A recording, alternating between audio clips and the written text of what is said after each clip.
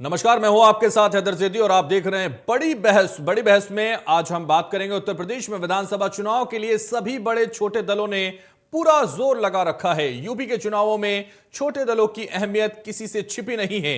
ये छोटे दल अपने जातीय और सामाजिक दायरे में दखल के चलते चुनाव में बड़ा असर डालते हैं। आरएलडी, अपना दल, सुभाषपा, निषाद पार्टी जैसे दल सूबे की चुनावी रणभूमि में अपना प्रभाव दिखाते हैं। बात करें समाजवादी पार्टी की तो अखिलेश यादव ने छोटे दलों के साथ यूपी चुनाव में पूरी ताकत झोंक रखी है, तो वहीं बीजेपी ने भी प्रदेश के छोटे छोटे दलों को अपने साथ बनाए रखा है। बात की जाए सीट बंटवारे की तो यहां पर छोटे दल अपनी नाराजगी जाहिर करते हुए दिखाई पड़ रहे हैं। समाजवादी पार्टी ने अपना दल कमेरवादी के साथ गठबंधन कर रखा है, तो वहीं खबरें ऐसी भी आ रही हैं कि अपना दल कमेरवादी और सपा में दरार पड़ती दिखाई दे रही है। देखा जा रहा है कि सीटों को लेकर अपना दल कमेरवादी की अध्यक्ष कृष्णा पटेल ने नाराजगी जाहिर की है, तो वहीं बीजेपी और निषाद पार्टी में 14 सीटों पर बनी बात पर सिर्फ 10 सीटें निषाद पार्टी को मिली हैं। बात करें उन छोटे दलों का जिनका बीजेपी और सपा में गठबंधन नहीं हो पाया है, उनको बीएसपी सहारा दे रही है। ऐसे में छोटे दलों की टिकट को लेकर नाराजगी कितना चुनाव पर असर करेगा, यह आने वाला वक्त ही बताएगा। फिलहाल बात करेंगे चुनाव में छोटे दल कितना असर डालेंगे। तेरा बागी मेरा सहभागी फॉर्मूला होगा हिट, छोटे दलों की नाराजगी का पड़ेगा असर। क्या छोटे दल बनेंगे किंग मेकर? छोटे दलों के साथ बड़ी पार्टियों का होगा बेड़ा पार। छोटे दलों का दल सपा का फिर सपा, सुभाषपा अपना दल, महान दल से गठबंधन, बीजेपी का निषाद पार्टी अपना दल से गठबंधन, पश्चिमी यूपी में सपा का आरएलडी से गठबंधन के साथ पार्टी में सीटों को लेकर सहमति। एनडीए गठबंधन के साथ यूपी में 403 सीटों पर लड़ रहा है चुनाव। तो लगातार आपको बता दें जिस तरह से कई सवाल आज खड़े हो रहे हैं, आपको बता दें क्या विरोधियों पर आरोपों की चोट से मिलेगा वोट? प्रियंका गांधी की सक्रियता से यूपी में कांग्रेस से ज्यादा फायदा बीजेपी को होगा? सवाल तो आज कई हैं जिसमें आज हम बड़ी बहस में चर्चा करेंगे और उनके जवाब तलाशने की कोशिश करेंगे। छोटा जनाधार बड़ा मैजिक, यूपी का चुनाव का रुख बदल सकता है क्या? यूपी में छोटे दलों के नफे नुकसान का गणित कितना दम है इसमें, यह भी आज हम समझने की कोशिश करेंगे। लगातार आपको बता रहे हैं जिस तरह से कई दल जो छोटे दल हैं वो अपनी अहम भूमिका इस चुनाव में दिखाएंगे। आपको लगातार हम बता रहे हैं ठंड में देश की सियासत पूरी तरह से गर्म हुई है। उत्तर प्रदेश के अलावा आपको बता दें पंजाब, उत्तराखंड, गोवा, मणिपुर में विधानसभा चुनाव हैं और इस महीने वोट भी डाले जाएंगे। इन चुनावों को 2024 से पहले सेमीफाइनल 2024 का बताया जा रहा है। माना जा रहा है कि चुनाव के इन परिणामों का देश की सियासत पर व्यापक असर पड़ेगा। इसकी वजह यह है कि चुनाव में कई नए ट्रेंड भी देखे जा रहे हैं जो आने वाले दिनों में चुनावी समीकरण और राज्य के समीकरण बदल सकते हैं। इसका आपको बता दें सीधा असर चुनाव पर पड़ेगा। ये छोटे दल बड़े दलों की नैया पार लगा सकते हैं। इस बार बहुत कुछ ऐसा नया होने जा रहा है जिसमें राजनीतिक पंडितों की दिलचस्पी बढ़ती जा रही है। आपको बता दें जिस तरह से 5 राज्यों में चुनाव होने जा रहे हैं, इसको लेकर छोटे छोटे दल अपनी अलग भूमिका निभा रहे हैं। 5 राज्यों के चुनाव में इस बार हर राज्य में छोटे छोटे दल अपने राज्यों के जिस तरीके से एक्स फैक्टर बन गए हैं, सालों बाद देखा जा रहा है कि पक्ष विपक्ष दोनों इन छोटे दलों को अपने पाले में लाने की कोशिश भी कर रहा है। जो जिस तरह से हम आपको लगातार बता रहे हैं, सवाल तो कई हैं और जिनका जवाब आज हम बड़ी बहस में तलाशने की कोशिश करेंगे। खास मेहमान हमारे साथ जुड़ेंगे, खास मेहमानों का परिचय कराएंगे, लेकिन सबसे पहले जिस तरीके से आपको बता दें बीजेपी का निषाद पार्टी अपना दल, एस से गठबंधन है, तो पश्चिमी यूपी में सपा का आरएलडी से गठबंधन है और आरएलडी को लेकर सबसे ज्यादा उम्मीद समाजवादी पार्टी को है। गठबंधन के साथ पार्टी में सीटों को लेकर सहमति बन चुकी है और अब यह देखना होगा, सबसे अहम सवाल तो यही है कि लगातार विरोधियों पर आरोपों की चोट से क्या वोट मिलेंगे, यह सबसे महत्वपूर्ण होगा। प्रियंका गांधी की सक्रियता से उत्तर प्रदेश में कांग्रेस से ज्यादा फायदा बीजेपी को होगा। छोटा जनाधार बड़ा मैजिक, यूपी चुनाव का रुख बदल सकता है क्या है उत्तर प्रदेश में छोटे दलों के नफे नुकसान का गणित, कितना दम इसमें है, आज हम यही समझने की कोशिश बड़ी बहस में करेंगे। बड़ी बहस में तमाम मेहमान हमारे साथ जुड़ेंगे, तमाम प्रवक्ता हमारे साथ जुड़ेंगे, उनसे समझने की कोशिश करेंगे और जवाब तलाशने की कोशिश करेंगे कि छोटे दलों की जो अहम भूमिका इस वक्त नजर आ रही है वो कितनी कारगर साबित होगी। क्या छोटे दलों की जो भूमिका है वही नैया पार लगाएगी? ये सब देखने वाले सवाल होंगे, इनका जवाब आज बड़ी बहस में हम तलाशने की कोशिश करेंगे। उत्तर प्रदेश में सपा का आरएलडी के साथ गठबंधन है और आरएलडी का गठबंधन ही सपा को नैया पार लगाने का सपना दिखा रहा है। अब यह देखना होगा कि जब 10 मार्च को नतीजे आएंगे कि इन छोटे दलों की कितनी महत्वपूर्ण भूमिका सामने आएगी। सपा फिर सपा, सुभाषपा अपना दल महान दल से गठबंधन है, बीजेपी का निषाद पार्टी अपना दल से गठबंधन है। तो छोटे दलों को साधने की कोशिश और छोटे दलों की भूमिका महत्वपूर्ण नजर आ रही है। अब यही तो सबसे बड़ा सवाल उठता है, क्या वाकई जो लगातार छोटा जनाधार बड़ा मैजिक की बात सामने आ रही है वो कितना महत्वपूर्ण होगा, कितना कारगर साबित होगा? आज हम ये समझने की कोशिश बड़ी बहस में करेंगे। इनके तमाम जो सवाल हैं उनके जवाब तलाशने की कोशिश बड़ी बहस में करेंगे। और लगातार हम आपको बता रहे हैं जिस तरह से देखा जा रहा है कि समाजवादी पार्टी ने राज्य में सबसे ज्यादा छोटे दलों से करार किया है। यह नया प्रयोग है, कितना कामयाब होता है और यह सिखाया भारतीय जनता पार्टी ने ही है। जिस तरह से उत्तर प्रदेश के चुनाव में 2022 के विधानसभा चुनाव में बड़ी पार्टियों के साथ छोटे दल भी अपनी महत्वपूर्ण भूमिका निभा रहे हैं और हम आपको बता दें भूमिका के साथ अपना रुख और भविष्य भी तलाशने की कोशिश वहां कर रहे हैं। क्या छोटे सियासी दल बड़ा उलटफेर कर सकते हैं? इस पर ही आज हम चर्चा करें।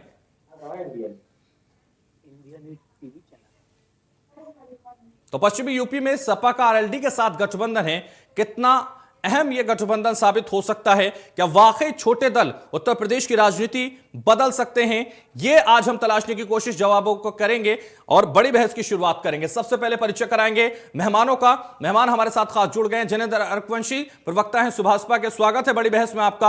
आरपी राजन प्रवक्ता हैं समाजवादी पार्टी के, आपका भी स्वागत है। एसएन सिंह प्रवक्ता हैं बीजेपी के, आपका भी बहुत स्वागत है। मनोज यादव हैं बागी नेता हैं, आपका भी स्वागत है। बड़ी बहस की शुरुआत करेंगे और शुरुआत इसी से करेंगे कि उत्तर प्रदेश विधानसभा चुनाव में वोटिंग की तारीख जैसे जैसे करीब आती जा रही है, नजदीक आती जा रही है, सियासी हलचल उतनी ही तेज होती जा रही है। सभी पार्टियां जीत का दावा कर रही हैं और करना भी चाहिए, लेकिन अब सवाल सबसे बड़ा यही उठता है कि लगातार जिस तरह से कहा जा रहा है एम साहब चुनावों में सत्ता के ताले की चाबी किसके हाथ लगेगी ये 10 मार्च को ही हम साफ कर पाएंगे, लेकिन लगातार जीत के दावे जरूर किए जा रहे हैं। सबसे पहले मैं भारतीय जनता पार्टी के प्रवक्ता एसएन सिंह जी आपके पास आना चाहूंगा और आपसे समझना चाहूंगा क्या उत्तर प्रदेश में छोटे दल नैया पार लगा पाएंगे? और ये जो सवाल है इसलिए आपसे है क्योंकि 2017 में भाजपा ने छोटे दलों के साथ गठबंधन करके एक अलग भूमिका निभाई थी और उसी के बाद यह साफ हुआ कि इसी नीति पर अब समाजवादी पार्टी चल रही है। कैसे देखते हैं आप?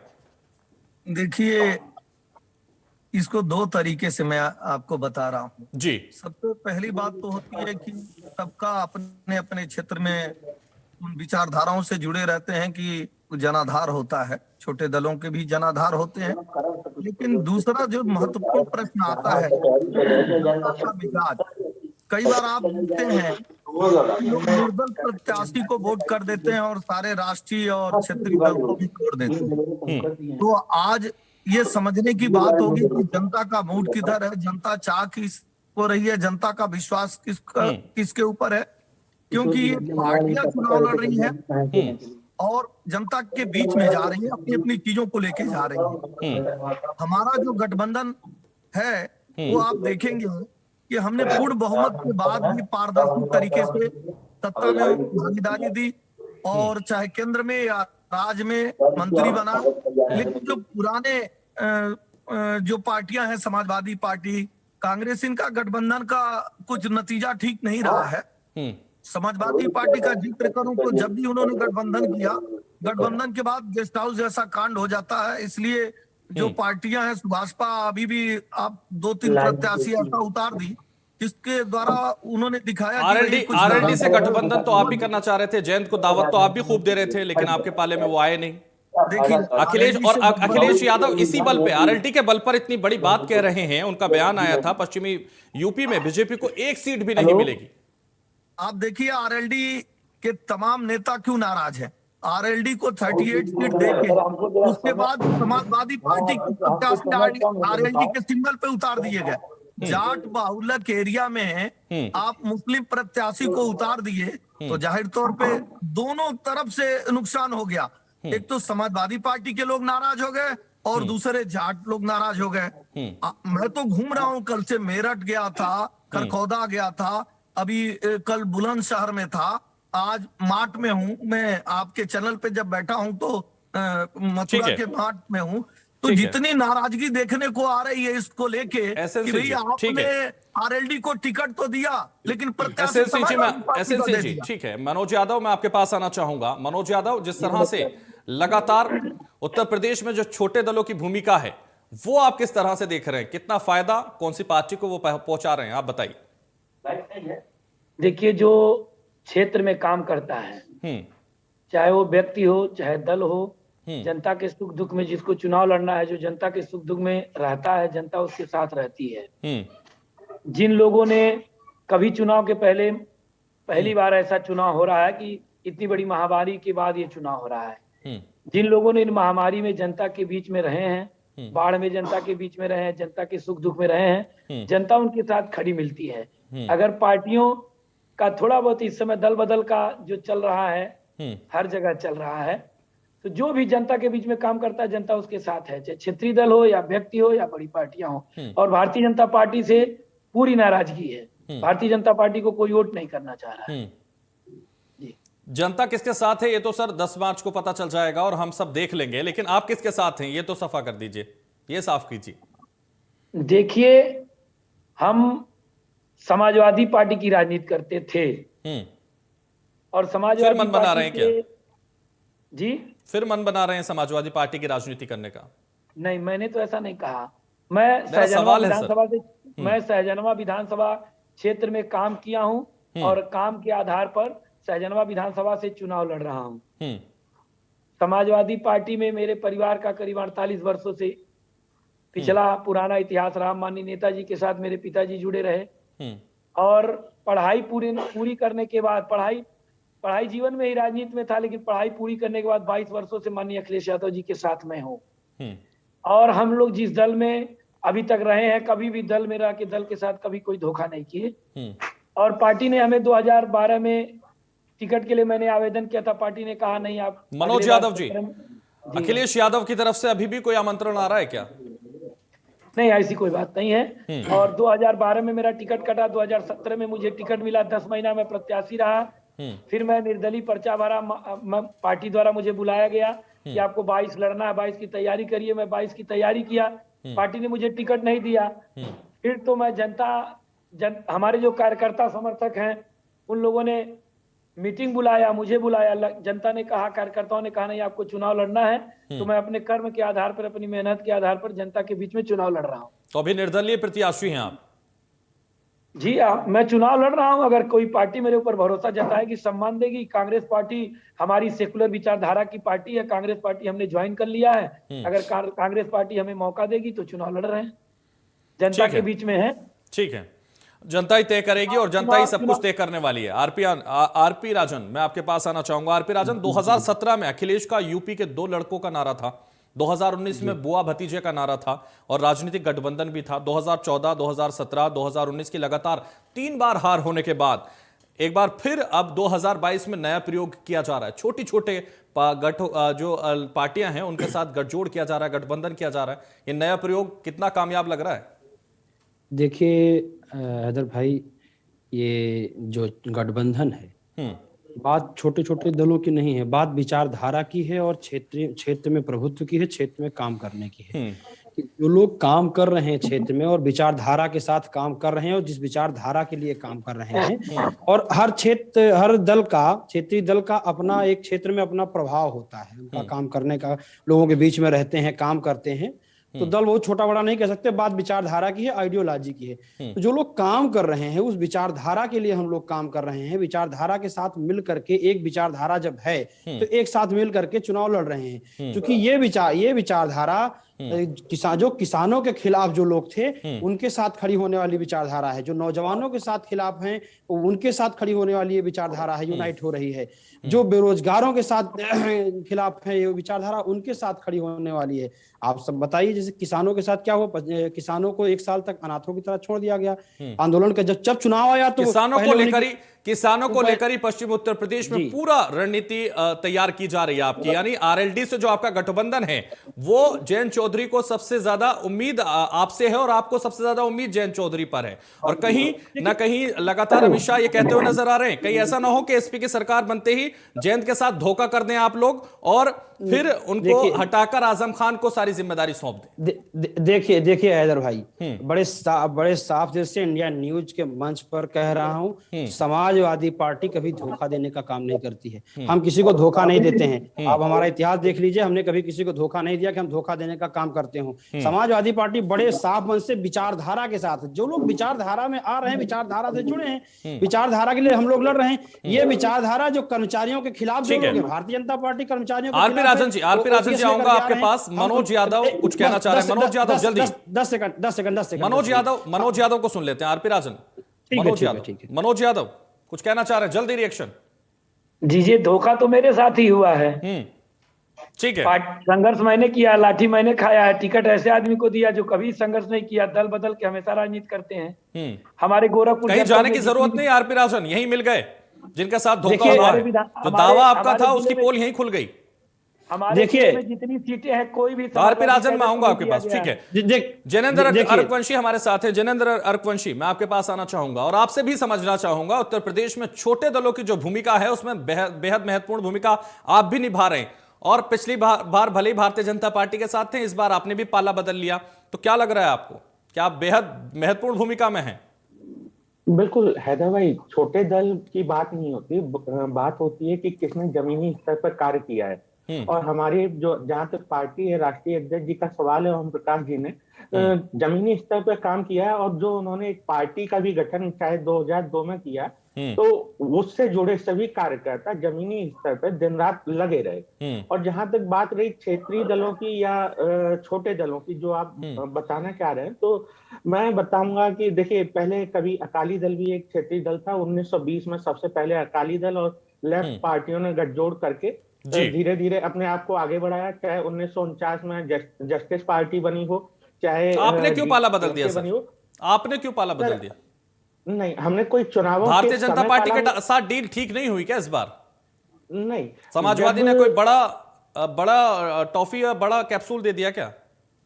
नहीं, हम इसी पार्टी के साथ सत्ता में थे, भाजपा के साथ। और जब जो चीजें थी, आरक्षण में वर्गीकरण करना है, इस चीज को लेके साथ में आए थे और वो उन्होंने नहीं किया। तो कोई हमने चुनावों से पहले गठबंधन नहीं किया, हम तो अलग उनके साथ। एसएन सिंह जी, ठीक है। जैनेंद्र जी मैं आऊंगा। जैनेंद्र जी, वक्त की बहुत कमी है, मैं आऊंगा आपके पास।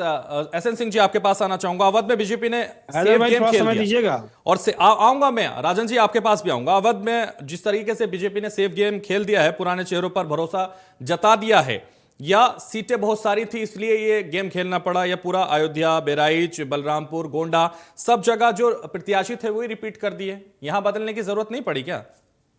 देखिए, भारतीय जनता पार्टी एक मर्यादित लोकतांत्रिक पार्टी है और एक प्रक्रिया के तहत चुनाव में चयन होता है प्रत्याशियों का। हम और पार्टियों की तरह नहीं है कि पर्ची पे लिख दें और एक ही परिवार के 28 लोगों को टिकट मिल जाता था। हालांकि इस बार कुछ उस तरह से थोड़ा सा कम हुआ है। अभी हमारे समाजवादी पार्टी के भाई कह रहे थे, मैं इनसे एक चीज पूछना चाहूंगा कि आप देखिए, मुजफ्फरनगर और बागपत ये दोनों जाट बाहुल्य एरिया है। टिकट किसको दिया आपने? मुस्लिम को दिया। और जब आपकी सरकार थी तो 2013 की घटना को कोई भूल जाएगा क्या? और क्यों भूलेगा? पूरी सरकार शिद्दत से एक धर्म के साथ खड़ी हो जाती है। आरपी राजन मैं आऊंगा आपके पास। दूतों के पास जाते हैं, अपना संदेश लेकर उनकी हत्या कर दी जाती है। और जाट समुदाय के लोग जब खाप पंचायत बुलाकर बैठते हैं और शाम को जा रहे होते हैं तो उन पे गोली से फायरिंग कर दिया जाता है। और आजम खान की राजनीति छोड़िए, गिरफ्तार होते हैं। ठीक है एसएन सिंह जी, एक और सवाल मेरा। अपर्णा यादव को बड़ा इनाम दे दिया जाएगा क्या बगावत करने का? एमएलसी बना दिया जाएगा क्या? देखिए, अपर्णा जी हमारी पार्टी की वर्तमान में एक वरिष्ठ नेता हैं, हम बड़े सम्मान के साथ उनको ले आए हैं। ठीक है। हम महिलाओं का सम्मान करते हैं। हम समाजवादी पार्टी की तरह नहीं है। ठीक है, समाजवादी पार्टी, ठीक है सर, ठीक है। आरपी राजन, जल्दी मैं आपसे कुछ जानना चाहूंगा, समाजवादी पार्टी से अपने परिवार की महिलाएं नहीं संभाली जा रही हैं, देखिए उन पर हैदर भाई सुन जी लीजिए, जल्दी। स्वाति सिंह जो है खुद कह रही हैं कि मेरे साथ मेरा उत्पीड़न होता है। प्रदेश उपाध्यक्ष हैं जो है स्वाति सिंह ने कभी नहीं कहा सर, वो तो 17 साल से लेकर अंतिम सांस तक भारतीय जनता पार्टी में रहने की बात कर रही हैं। कल उन्होंने आकर के कहा, ठीक है, किस तरह से उनके आरपी राजन पडराना छोड़कर फाजिल नगर क्यों चले गए स्वामी? आरपीएन से डर गए क्या? आरपीएन से डर गए क्या? आरपी राजन स्वामी प्रसाद मौर्य पडराना छोड़कर क्यों चले गए फाजिल नगर? क्या डर गए क्या? आरपीएन के दाव से डर गए क्या? भारतीय जनता पार्टी ने जो आरपीएन का दाव खेल दिया उससे डर लग गया क्या? हैदर भाई ऐसा कुछ नहीं है, ये चुनावी प्रक्रिया है और ये प्रत्याशिता को लेकर के पैनल बैठता है और कौन कहां से चुनाव लड़ेगा वो अपनी राय देता है। कौन वो बड़े नेता है स्वामी प्रसाद मौर्य, एक छोटे कौन कहां से चुनाव लड़ेगा ये आप तय करेंगे, लेकिन सरकार किसकी बनेगी ये जनता तय करेगी और ये 10 मार्च को तय होगा। बहुत शुक्रिया आरपी राजन, चर्चा को समाप्त करना होगा। आरपी राजन बहुत शुक्रिया, एसएन सिंह जी बहुत शुक्रिया, बड़ी बहस में जुड़ने के लिए मनोज यादव जी आपका भी और जनेंद्र अर्कवंशी जी आपका भी। तो बड़ी बहस में फिलहाल बस इतना, दीजिए मुझे इजाजत और आप देखते रहिए इंडिया न्यूज।